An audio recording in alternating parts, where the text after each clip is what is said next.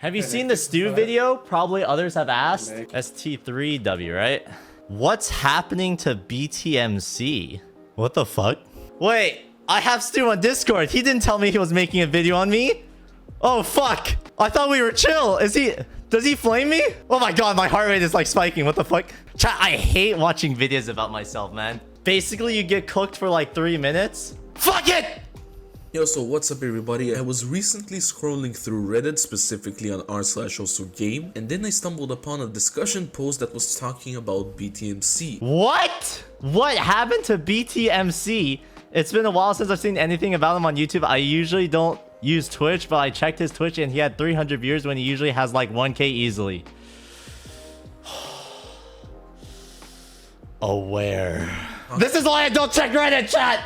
This is why I hate checking Reddit. And if you scroll through the replies of this post, you will see some type of replies like these. I agree that he fell off, but he usually gets 1K even now. The reason is probably because he's not active at all, and in my opinion, it seems like his interest in the game is dying. Okay, so let's analyze this replies. Okay, so the first part is the drastic loss of viewership on his Twitch streams, going from 2K viewers all the way to 1K viewers. The first and major factor is the fact that he's getting invited into a ton of events, and most of the time he's also accepting a lot of other brand sponsorships and deals like that. That's actually true. Another major factor as to why he's not as active anymore is his social life overall. He literally lives in a Genshin house, as many people call it, where he talks with a lot of other streamers. No! It is the Osu house! It is the Osu house! Of that, even though it may seem fuck! I mean, the Discord is called the Hoyo house, but in my heart, it is the Osu house. Okay. The third and final factor for why he's not as active anymore is the fact that there are other Twitch competitors to BTMC. At the end of the day, BTMC is not the only Osu streamer on Twitch. Competition like Emrek, Aqualibed, Zootonator, Zalis, and I can go on and on. People simply have a lot more options to choose other than BTMC. And a lot of people for some reason are getting the wrong idea, thinking that BTMC is slowly but surely losing his interest for the game, which simply arguably isn't the case at all. Not even holy fuck!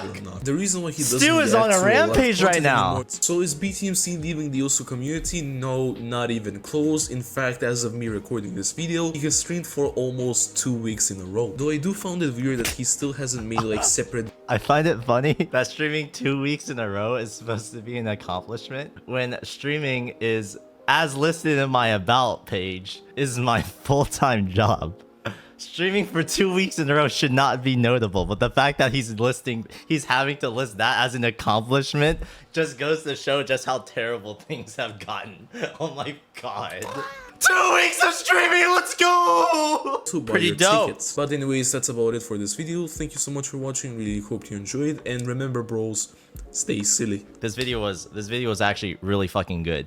This video is surprisingly really good for a person who didn't reference a lot of information that I said on this channel, which I don't blame him. Like, I haven't tweeted any of this information. I've said this stuff in passing on my live streams, but to infer all this information from just like my videos and tweets is actually pretty awesome, right? He basically nailed it.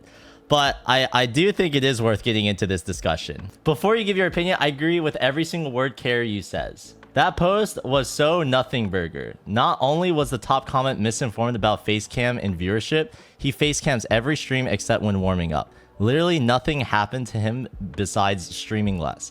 Viewership is going to drop when you're inconsistent and not sensationalizing every Osu record ever. Other players like Emrek and Akalabed colonize the space more because they actively make headlines with top plays and streams.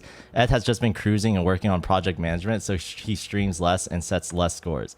His passion hasn't lessened one bit. I would know. I live with him. He's always interested in the stories of Osu players and working on the round table.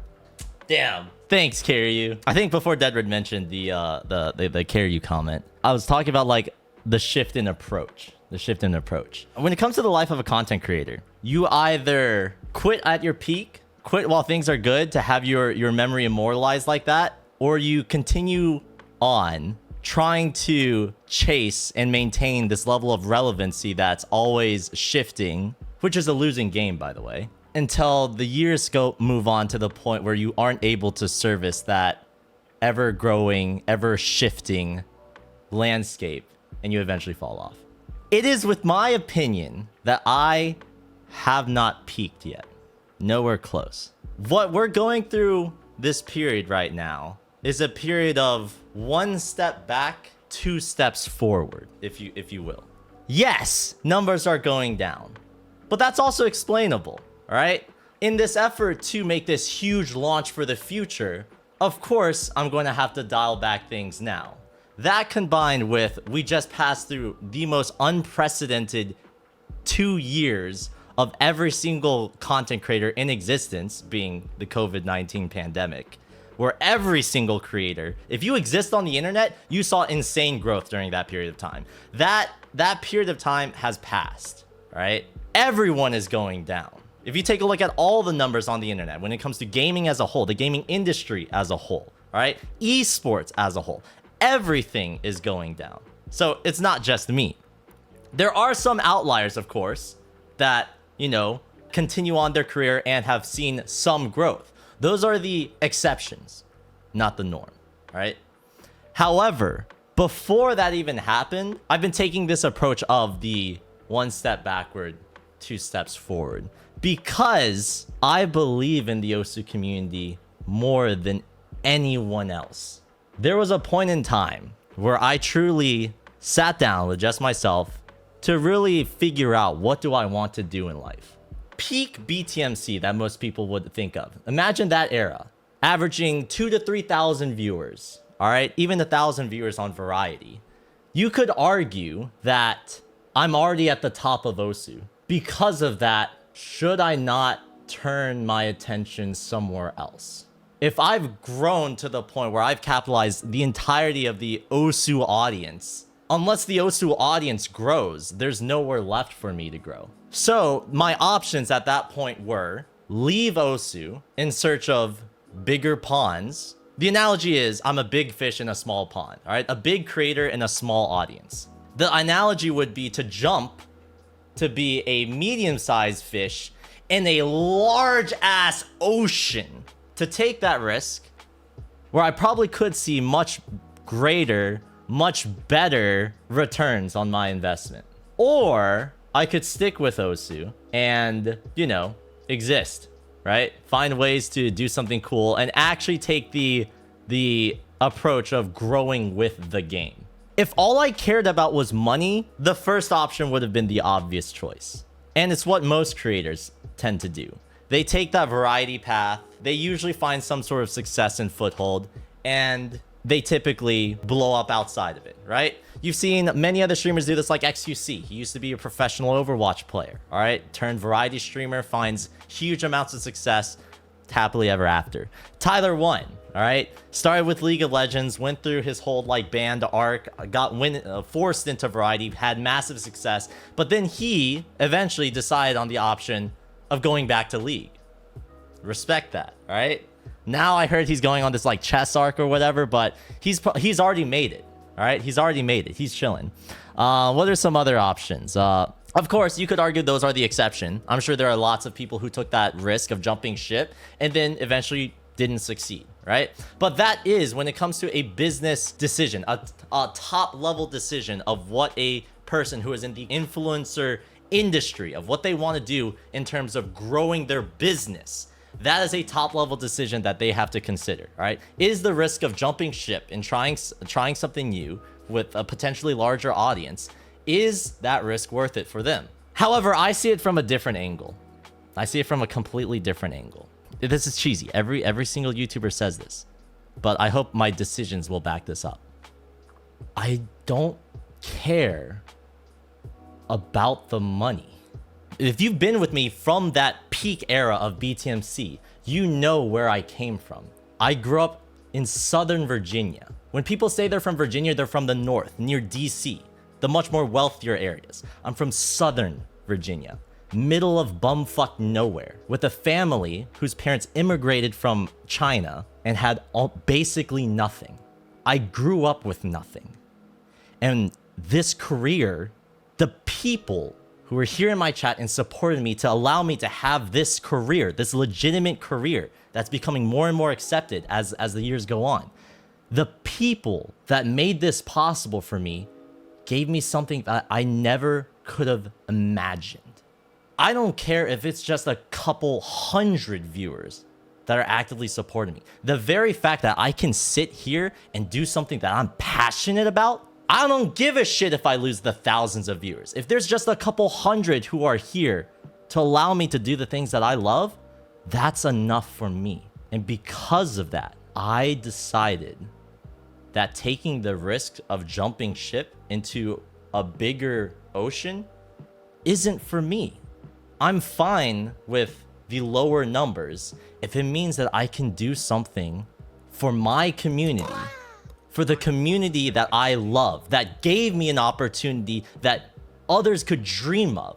I wanted to stick with them because I don't want to leave behind the friends that I made along the way, the supporters who came here for Osu, who love watching me do cool things in the Osu community. And if I really cared about money, I probably wouldn't sink over $100,000 in an event that brings in basically $0.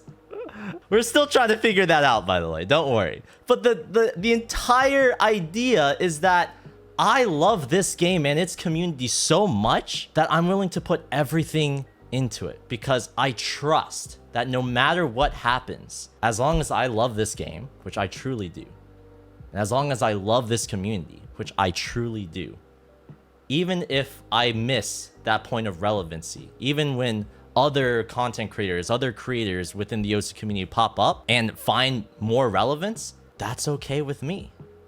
Because those people are not my rivals. Those people are my friends. I'm proud of them. Emrek is killing it right now. He's pushing boundaries in the Osu community that previously a couple years ago no one could even fathom. That's awesome. There are people who are now able to get viewerships and take Osu as a content creator full time. That's fucking awesome. I feel literally zero regret for the decision that I made. And the numbers that are going down, of course, makes things a little bit harder for the projects that I'm working on. Once again, one step backward, two step forward, right? Because numbers are going down, it does make things a little bit more difficult. But the idea is that by doing so, I'll be able to create opportunities within the Osu community that no one else could have done. I'll be able to create something that would be evergreen and last sustainably on its own for years to come. Something that can exist without me needing to dump money into it, all right, and time into it, and be able to create a team of people that'll allow projects that push the Osu community forward in a positive way and let them live on, even if on the possibility something happens to me, right? I want to see the Osu community grow. I truly do love this community, and I'm willing to put in everything that it takes to see this game move forward. So, yeah, it means that the numbers are going down. Yeah, when people come into my chat and they say that I'm washed and that, oh, you fell off, or oh, you used to be averaging over 2,000 viewers, now you're at 100. That's okay, because that makes me feel so thankful for those couple hundred viewers who are here in my chat, who, despite the numbers going down, despite me not being the most relevant name, the hottest topic that's in like the Osu news, despite all that, you guys are still here, and I appreciate that. That's fucking awesome. I'd like to believe that that means that you guys share that vision of the long-term thought of, let's do something cool for the Osu community. Let's make something awesome. Let's take a risk that no one else is willing to take. And who knows? It might not pay off. It might not pay off. There could be a situation where the round table dies. I drain my bank account on risks that don't make a return, and I now have to move back home into Lynchburg and just go with something that's more, you know, sustainable, like streaming and uploading videos again. Which, that's not off the table, by the way. That's also part of the long-term process. That could be a situation. But the fact is, I'm emotionally prepared for that. I'm okay with that.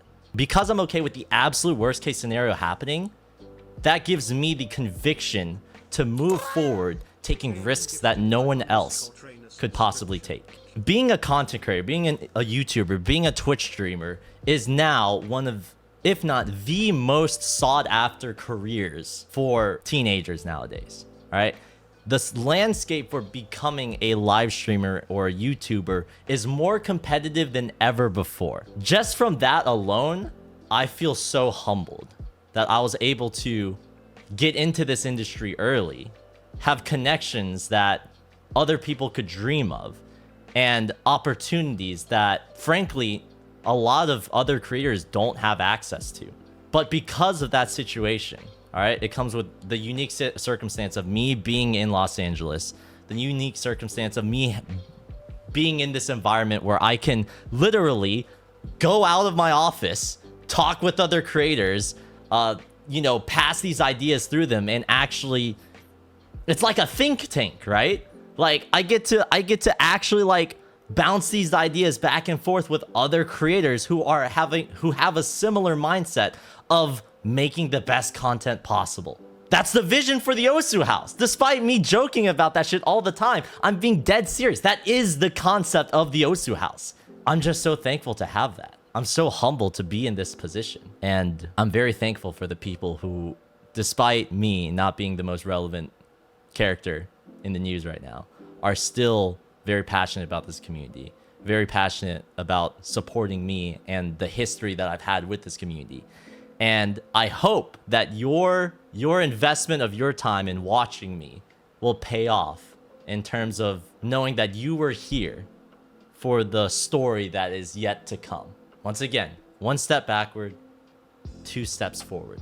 This past 2 years of me being in Los Angeles, of course, there's participating in events, there's taking on sponsorships, there's what's called collaborating with amazing creators. What you see is only a fraction of what's happening behind the scenes. What's actually happening is the development of relationships with people who can actually make cool shit happen. And because I'm in that unique circumstance where I have these people who can help me make cool stuff happen, I think it's in my best interest for the community to focus on those projects that no one else can do right now and leave the things that anyone could do, like becoming good at the game or making videos and stuff like that. That's still a priority for me, but I'm happy to know that there are other creators who I can pass that torch to. And I want to foster that, right? If you ask any content creator who makes Osu, you know that I've offered my full support to them. The entire point of the roundtable was to hopefully create a opportunity where people who are passionate like me about the Osu community can make a career out of it, can make some money playing this game, all right? That was the entire point of the roundtable, is to find a way to have people who are passionate about the game have their work respected, featured, and shown to the greater community, and to have them actually like justify that time by making some money. Like, that's the point of the roundtable. And although it is taking a lot more resources, the most valuable being my time, I'm committed to figuring it out. So that's it. That's the rundown. I wasn't here for as long as some other people have. I only followed in March of 2022, but I will be here until you have a single viewer. Thank you so much, Dieforce. Thank you so much, everyone who's here, right? Once again, all right? I truly don't believe that I've peaked yet. One day, we're going to look back at this conversation, at the numbers that I'm pulling right now, at the valley that's created in the numbers in terms of viewership, and be like, damn, that's where things really began. Because once you start from the bottom, the only place you can go is up. So I'm excited. I'm excited. I'm excited for the future. I'm thankful for my viewers who are here sticking with me, and I'm thankful for the people, the team of people I have. Dead Road, the moderators here, Dio, who's helping out with like the tournament scene, and all these technical talented people who are behind the scenes, who are helping me, who see the day-to-day stuff that's going on behind the scenes, and are excited to have the public finally hear about it. So there's a lot that's in the works. I think 2024 is going to be the year where we'll truly see if this one step backward, two step forwards approach truly pays off. So We'll see. We will always be here, man. We love you, and you will continue to keep growing and getting more cool things set up for all of us to come enjoy. See, that was the approach. As stupid as it sounds, like, I truly believe that. I truly believe that the people who say that, who truly love this channel and this community, no matter what it takes, the very fact that I have your belief in me is enough to allow me to take those risks. Now, that doesn't excuse all of my problems. I need to do a better job communicating with my audience. It's literally not justifiable that I disappear for weeks on end. The least I could do is tell my viewers that I'm going to a convention and will be gone for X amount of days. The very least I can do is coordinate with like my viewers and my moderators to organize this stuff ahead of time. Of course, there's a lot of stuff that at the bare minimum I'm still failing at, but we're working on it. We're figuring it out. It's all it's in the works, you know what I'm saying? It's hard.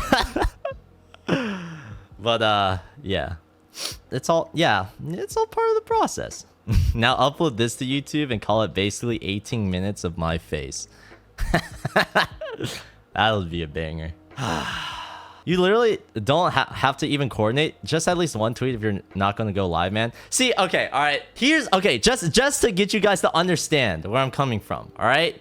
I hate the idea of... I have this like anti-narcissistic approach where like when I'm tweeting, that implies that like, oh, there are people on the other side who are going to listen, right? I hate this idea of like saying like, oh, there's all these people who want to hear about me. I gotta let them know. You know what I'm saying? I operate every single thing that I do under the impression that no one's going to hear it. As stupid as that sounds. Because like, I don't know. I think that's narcissistic and like egotistical to have that approach of saying, oh my God, I'm eating this amazing, beautiful dish. I gotta tweet this all to my followers because all my followers are killing to see what I'm eating today.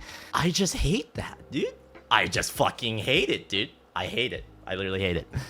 So that's why I'm really bad at tweeting and communicating and stuff, because I truly operate under the premise that there's no one who's going to who are going to hear. We are saying that because we literally want to know, and we are telling you. Okay, 2024 goal. All right, post a tweet once a day. Post on Instagram eventually once a month.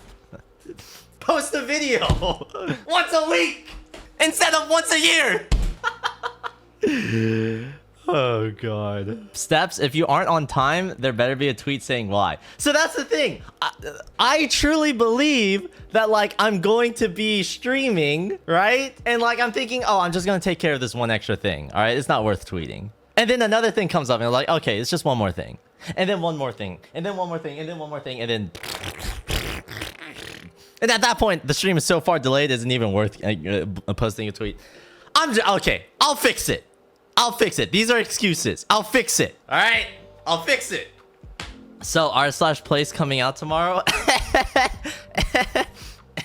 When we have stuff to say, you guys will be the first to hear. Damn right. Anyways, we are now 1 hour into this Osu stream, and I have yet to do anything with Osu. Also, chat, that Reddit thread, this thing, it's been a this Reddit, it's stuff like this. This is the exact reason why I don't like reading stuff about me. I stay far away from Reddit, even though it's really bad for me. I should be in the loop with all things like Osu, and that happens on our Osu game. I just like don't want to hear stuff about me. I'm in my own lane. I know what I want to do. I know who I am. I don't need other people to tell that to me, if that makes any sense.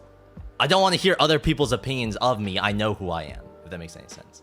So like, it's this weird thing where like, technically I should be checking Osu game, and I want to check Osu game, but this thing is I need to check Osu game. What's on Osu game?